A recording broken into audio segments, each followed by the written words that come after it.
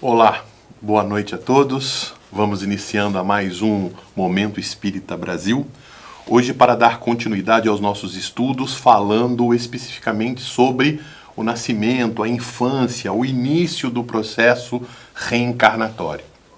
No estudo anterior, nós falávamos do processo de reencarnação, né? Nós falávamos que o espírito, ele, ao reencarnar, né, ao preparar a sua encarnação, ao iniciar o processo reencarnatório, o espírito, envolto nas suas crises conscienciais, né, nos seus conflitos, nas suas crises das vidas anteriores, né? Então ele teve várias encarnações, ele teve várias vidas, né? E ele ganhou oportunidades para evoluir, ele ganhou oportunidades para desenvolver-se, para fazer o bem, para fazer aquilo que é correto. Entretanto, ele agiu, ele fez determinadas ações que, quando ele toma consciência no mundo espiritual, ele se arrepende. Ele acha importante rever aquelas ações, rever aquelas atitudes, porque aquelas atitudes, as lembranças daquelas atitudes, lhe geram conflito, lhe geram remorso, lhe geram insatisfações muito grandes, né? Geram situações de falta de paz. E o espírito, então, para buscar o equilíbrio, para buscar a paz, para sair daquela condição de insatisfação consigo próprio, ele pede uma oportunidade reencarnatória. Mas esse espírito não pode decidir o que vai passar, ou planejar passar pelo seu programa, se ele não, de supetão, pelos seus aspectos de emoção. O espírito precisa passar por uma preparação. Então, lá no mundo espiritual, né, os irmãos espirituais conduzem esse espírito para palestras, para estudos. Ele é levado às casas espíritas, ele é levado às casas que realizam o evangelho no lar, né? Ele tem acesso ao aprendizado espiritual, ele é orientado, ele realiza estudos, ele reflete sobre as suas vidas, né? As suas vidas anteriores, em especial a sua última, que lhe causou o conflito, e a partir daí, então, raciocinando. É claro que isolar completamente as suas emoções, os seus sentimentos, não é possível, mas ele consegue raciocinar, ele consegue relativizar as suas emoções, usando então mais intensamente a razão, tornando o seu pensamento lógico mais enfático, e ele então começa a estabelecer um plano de como é que ele pode passar por determinadas experiências, passar por determinadas oportunidades de vida que levem a um sucesso, que levem a ele a um aprendizado, que levem a ele uma oportunidade de desenvolver os seus potenciais espirituais, as suas virtudes espirituais. Então, depois de orientado, depois de assossegado o seu coração, né, chegou ao mundo espiritual com remorso, remoendo, ainda com a falta de paz, sob os efeitos ainda das reações psicológicas do desencarne. Veja, quando a gente fica doente, a gente ganha um resfriado, a gente recebe uma má notícia do médico e tudo mais, a gente ganha um abatimento significativo. Imagine o desencarnar, o voltar à pátria espiritual, o deixar esse mundo, os medos que o indivíduo tem do novo, da nova oportunidade. Então esse espírito, ele está fragilizado quando ele acabou de desencarnar. Então, ao acabar de desencarnar, o espírito está fragilizado, o espírito não está numa boa situação, né? Está sob efeito das suas emoções, dos seus remorsos, das suas dores. Então, ele é tratado, ele é orientado, ele é acalmado. Então, ele passa por esse processo. Depois, ele passa pelo processo de orientação, de entender o que aconteceu com ele, de entender que ele vai ter outras oportunidades, né? De planejar uma atividade de evolução, entender aonde que está o seu erro, fazer um trabalho de autodescobrimento, de autocompreensão, de autoentendimento, saber a origem das suas falhas principais. né? E não é feito um tribunal de justiça que determina a ele uma pena, que diz a ele o que ele deve passar, o que ele deve sofrer. Não.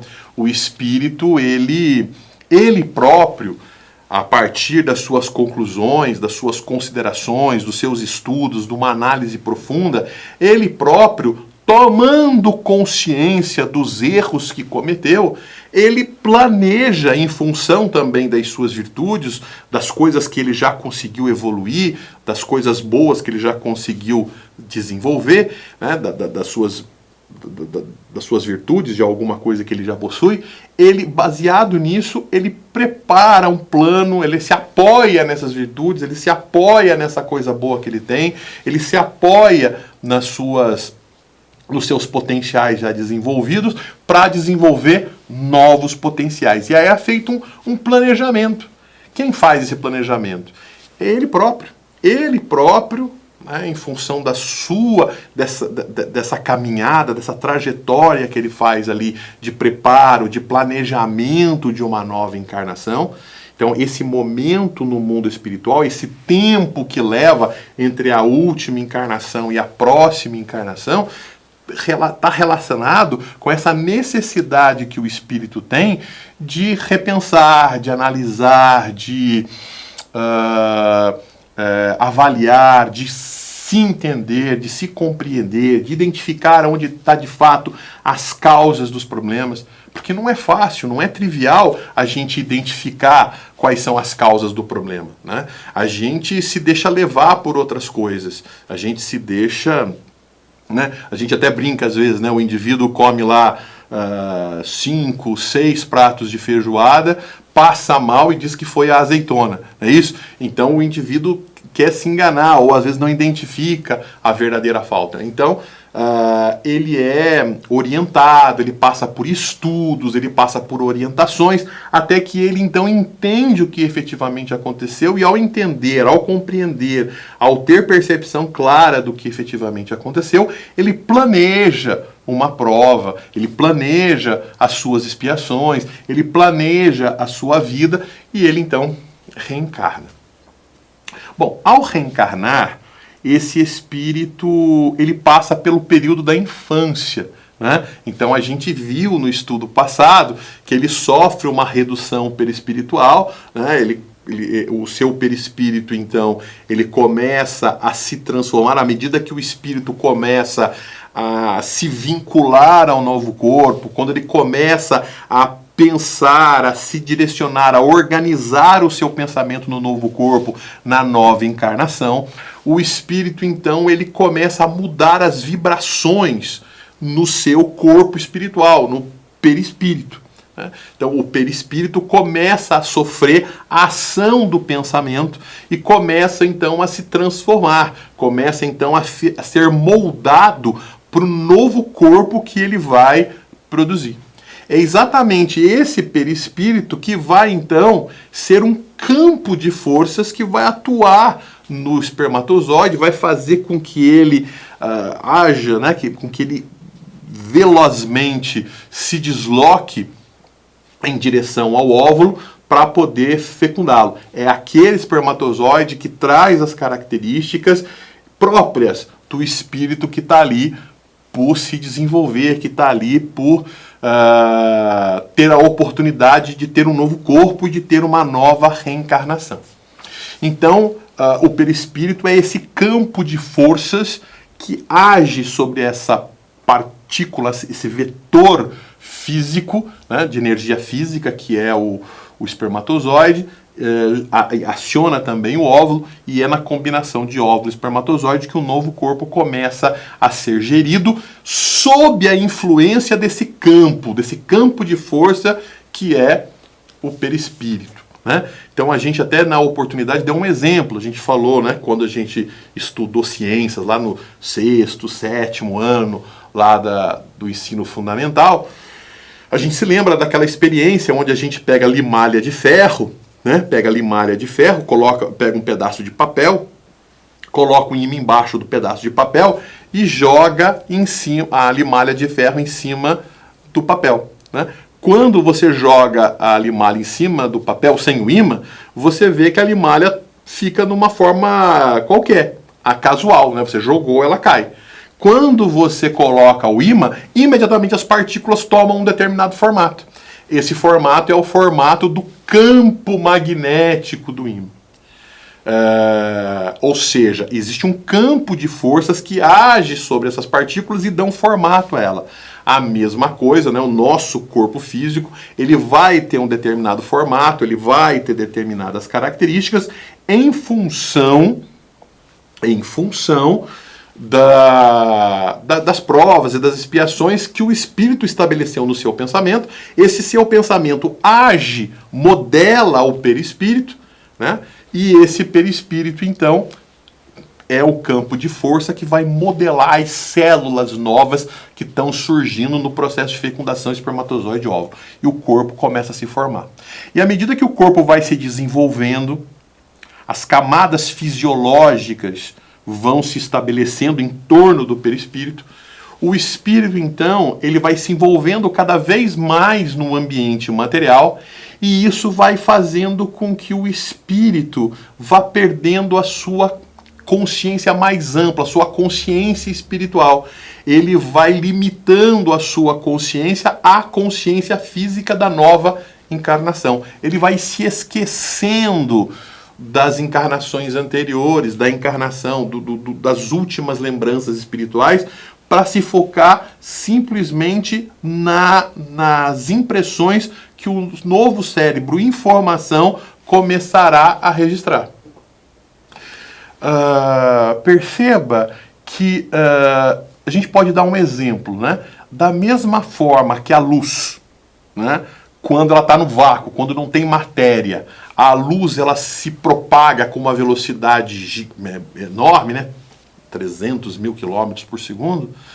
Quando ela encontra a atmosfera, por exemplo, quando ela entra no ar e encontra as partículas, né? Quando ela entra na nossa atmosfera, a atmosfera terrestre, e encontra o ar atmosférico, ela começa então a encontrar matéria, e aí a velocidade diminui, ela sofre até a refração, ela entorta, existe uma mudança na direção da propagação da luz em função, né?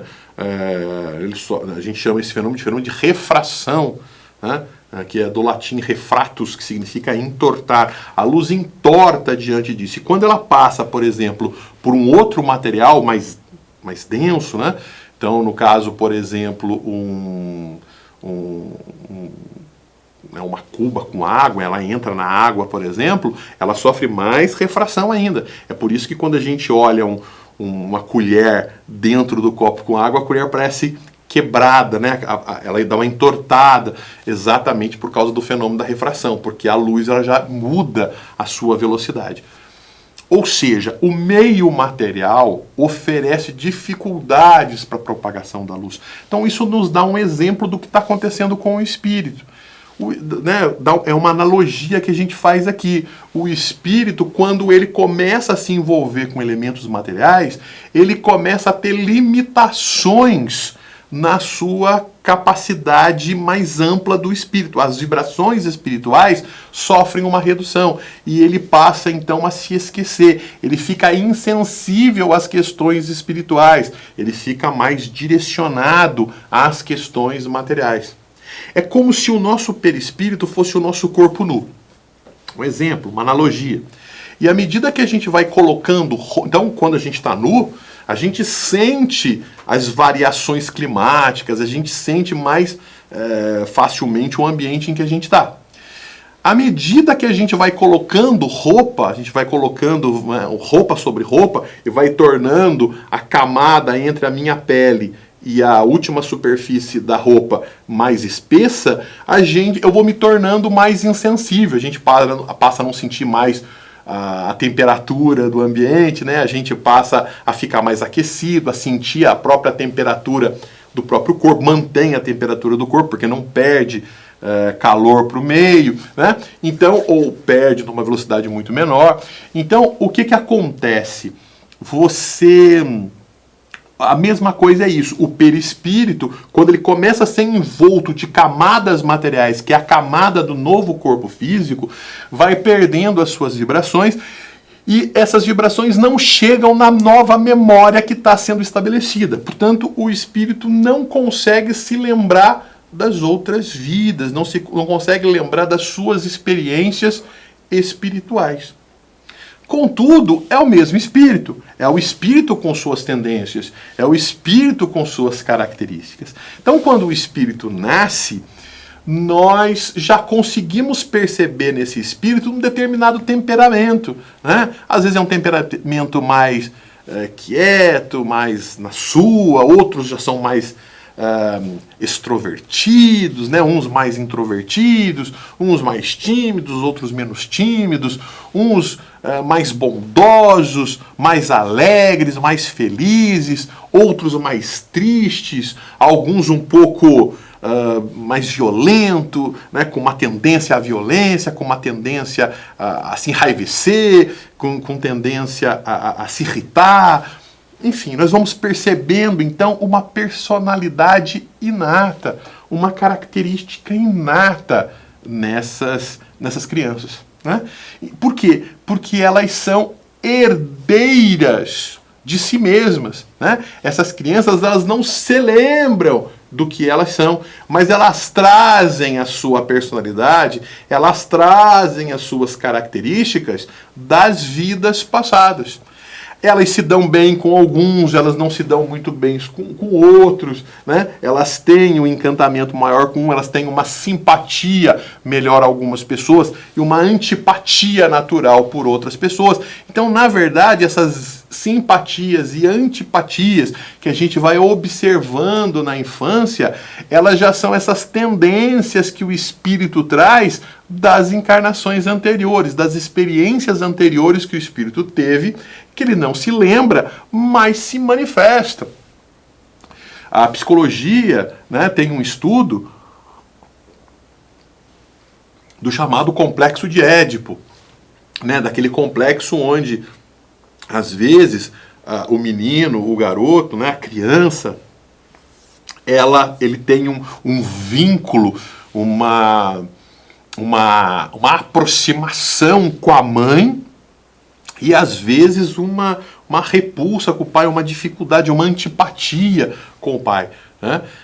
Às vezes é o complexo de Electra, né? É o contrário. Às vezes você vê a menina com um certo distanciamento, com uma certa repulsa, com uma certa dificuldade de relacionamento com a mãe, mas um amor, um vínculo com o pai. Então, essas questões são questões que estão relacionadas a encarnações anteriores, a vínculos anteriores. Né? Existem filhos, por exemplo, homens, que são mais ciumentos com a mãe do que o próprio marido, né? Do que outros irmãos, por exemplo.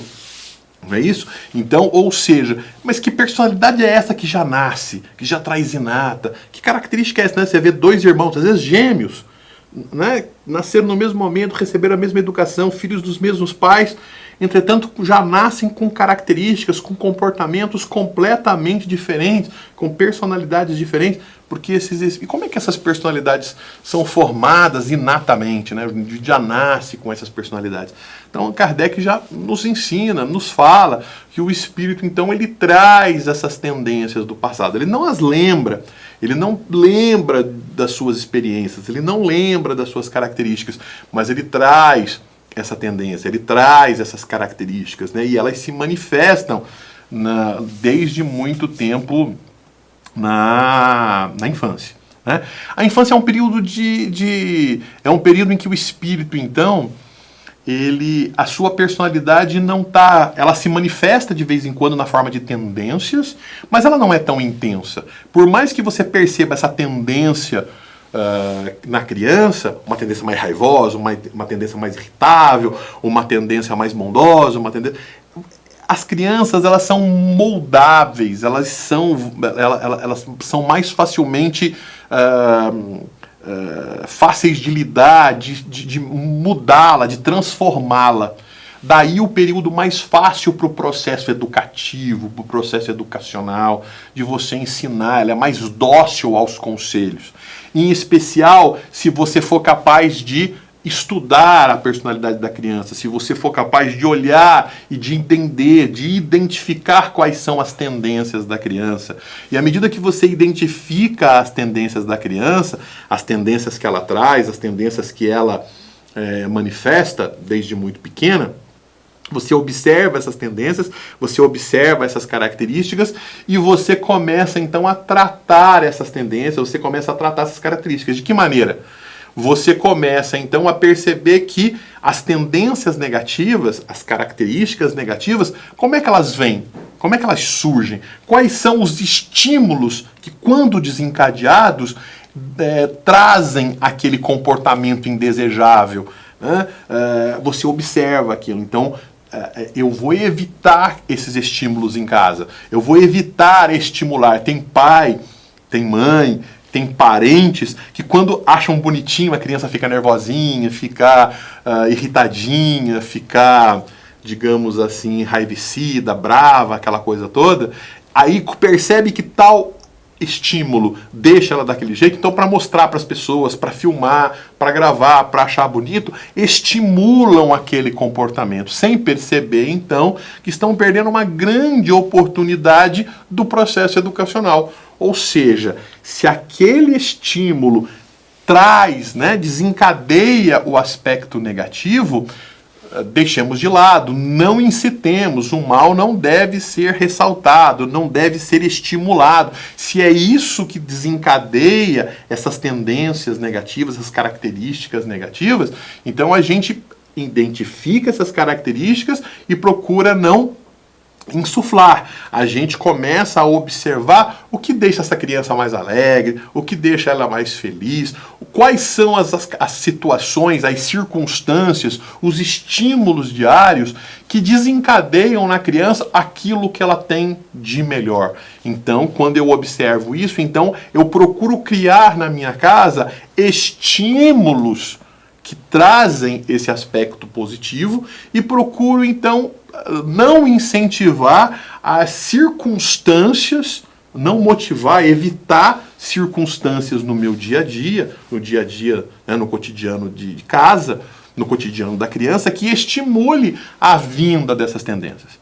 Vocês devem estar me perguntando nesse momento, ou se perguntando, mas mesmo que a gente evite, existem situações que são inevitáveis, porque a gente convive socialmente, a gente convive com as pessoas.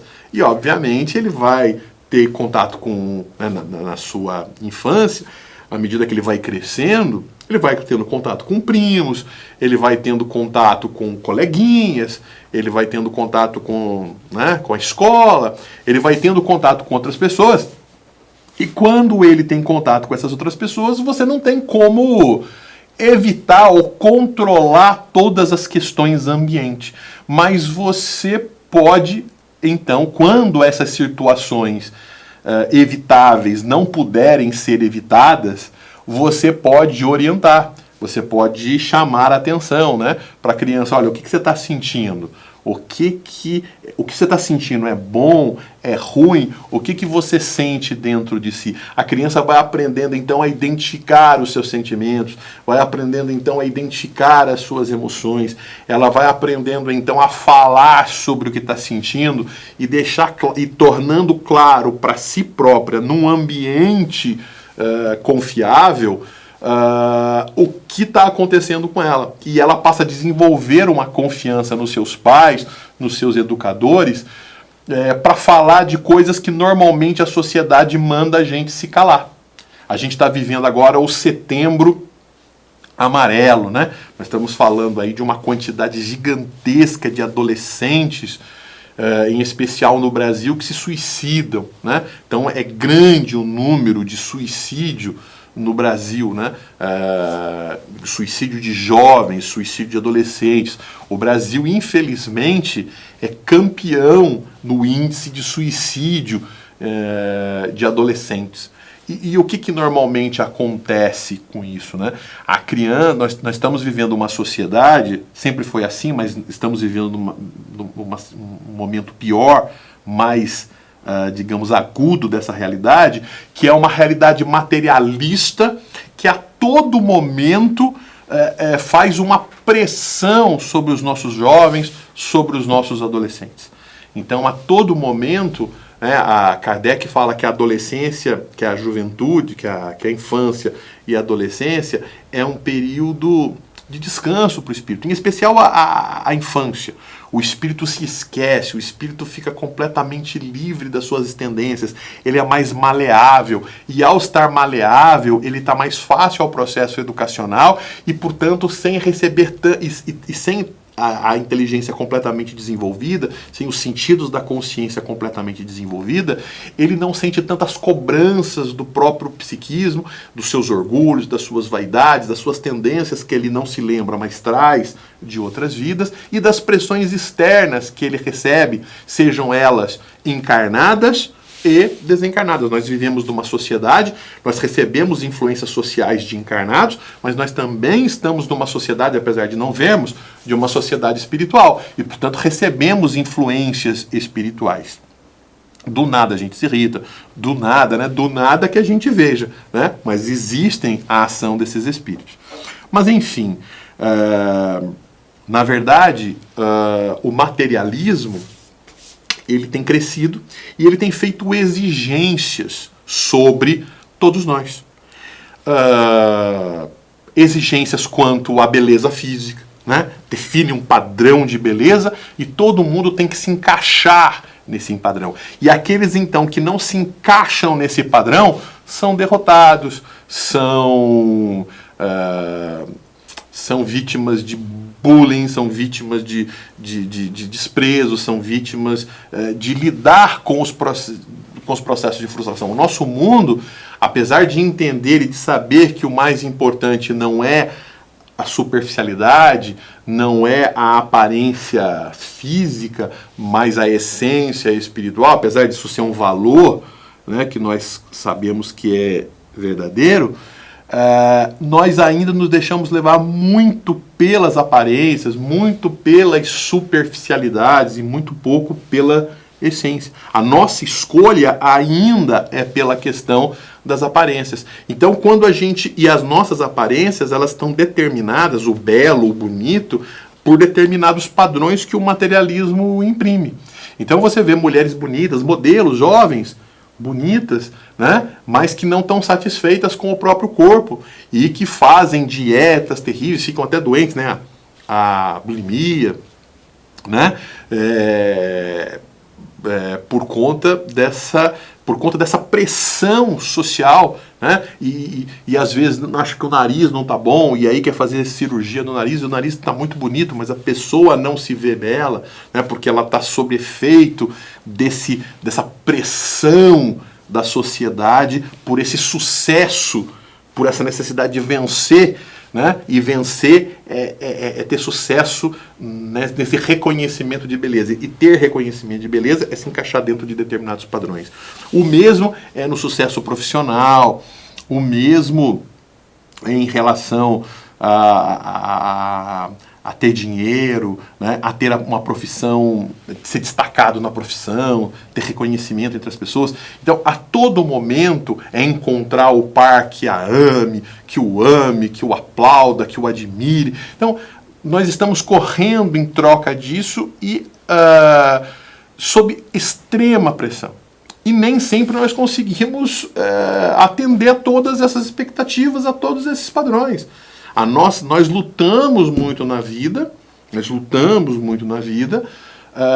realizamos uma série de vitórias, mas o materialismo cobra sempre. E não há vencedores no materialismo. Porque quando você atinge uma vitória, o materialismo continua cobrando. Ele continua exigindo de você. Você vê determinados artistas, né, que já são famosos, que já fazem sucesso, que têm muito talento, mas eles são cobrados a ter esse talento. Existe uma expectativa sobre ele de que ele tem que vencer sempre. Então você pega aí um um esportista, por exemplo, que já é campeão, que já tem reconhecimento. Você pega essa menininha, por exemplo, né, a Fadinha, que ganhou medalha aí no skate, jovenzinha, extremamente aplaudida, extremamente comemorada pela nação. Na próxima Olimpíada, todos os olhares vão estar voltados sobre ela. E aí ela disse, né, quando ela ganhou a medalha, ela disse, eu fui lá, me diverti, brinquei bastante, eu só pensei nisso. Livre das pressões. A partir de agora, ela venceu. Ótimo. Mas a partir de agora começa então uma pressão gigante sobre ela para vencer sempre, para ser cada vez melhor, para fazer cada vez mais. Então, se exige cada vez mais das pessoas. E nem sempre, né? Às vezes uma moça é bonita e já recebe o reconhecimento da sua beleza. Mas amanhã ou depois, se ela engorda um pouquinho, se aparece uma cicatriz, se aparece uma ruga, se aparece alguma coisa, já fazem um estardalhaço na imprensa e aí a moça tem que correr para fazer um remendo ali, para fazer um ajuste aqui, para fazer um tratamento ali, para fazer uma redução, uma lipo, uma cirurgia e tudo mais, porque está sob processo de pressão. Então o materialismo ele é sempre exigente. Com aqueles que perdem, com aqueles que ganham, não há satisfação. Né? E aí o Espiritismo vem reforçar as palavras de Jesus. Vinde a mim todos vós que sofreis e estáis sobrecarregados e eu vos aliviarei, porque meu jugo é leve.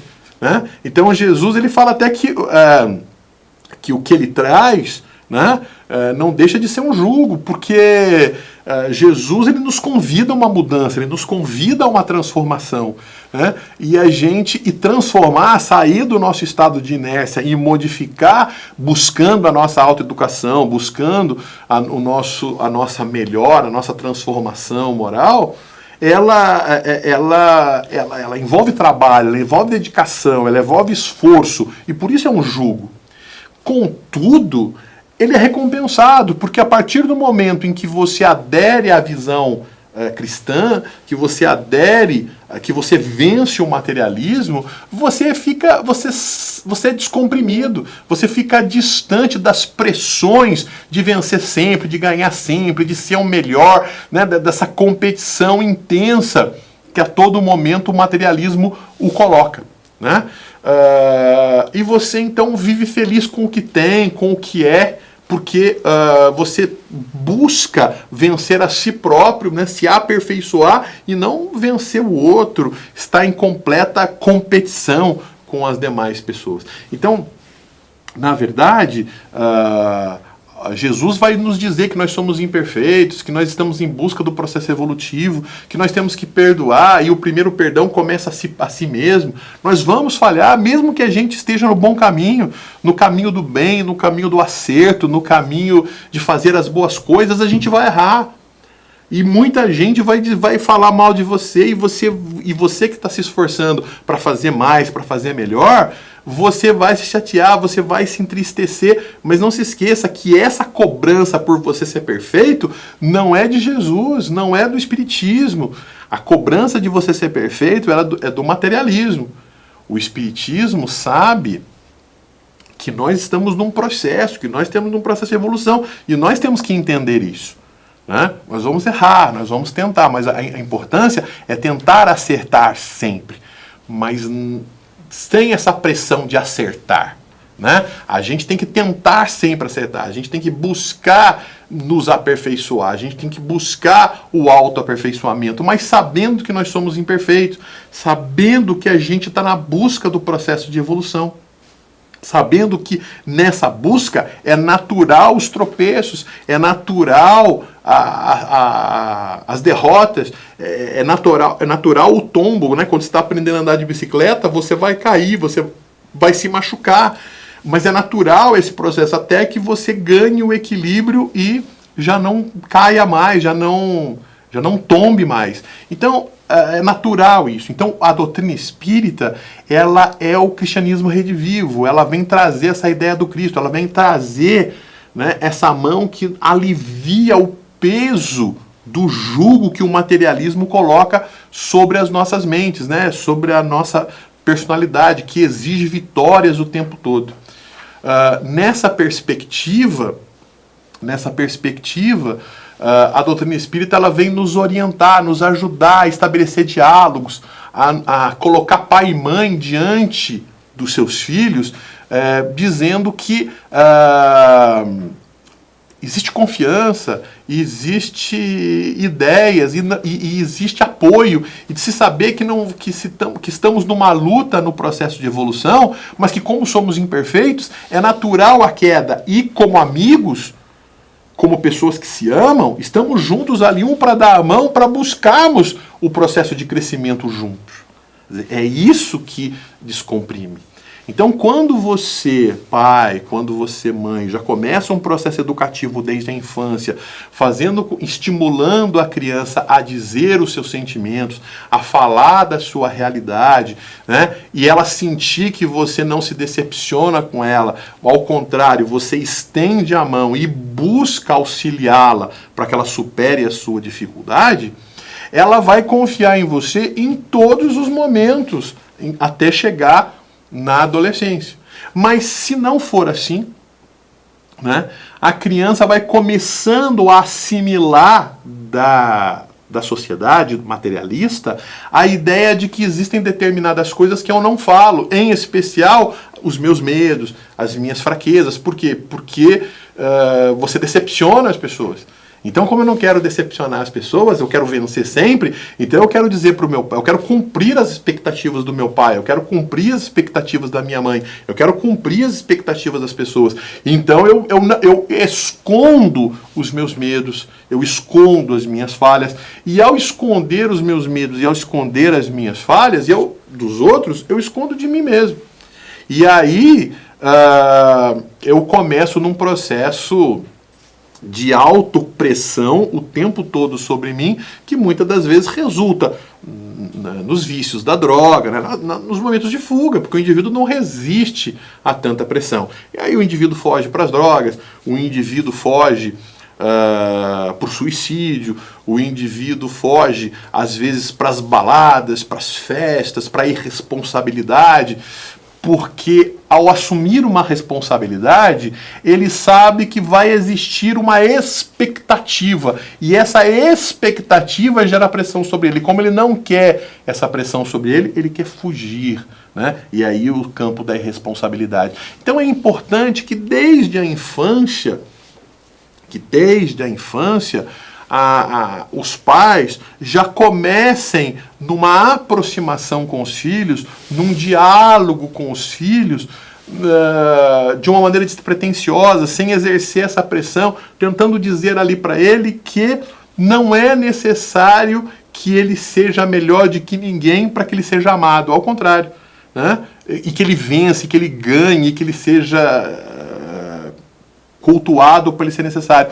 Eu amo o indivíduo, mesmo que ele não vença, mesmo que ele não ganhe, porque nós estamos aqui para juntos construirmos algo importante. Quando a gente começa a fazer assim, a gente ajudando ele a perceber o que sente, fazendo com que ele fale o que ele sente, você então estabelece essa rede de apoio, essa rede de estrutura tão importante nessa fase em que o espírito começa a lidar com as tendências que vão surgindo e que à medida que o corpo vai amadurecendo, ela vai se tornando cada vez mais ampla e aí vai ficando mais difícil de fazer as mudanças, vai ficando mais difícil de fazer as transformações, porque o indivíduo vai ficando menos maleável, o corpo vai ganhando desenvolvimento, as tendências do passado vão ficando mais firmes e aí as dificuldades para o indivíduo estabelecer as mudanças, ser mais maleáveis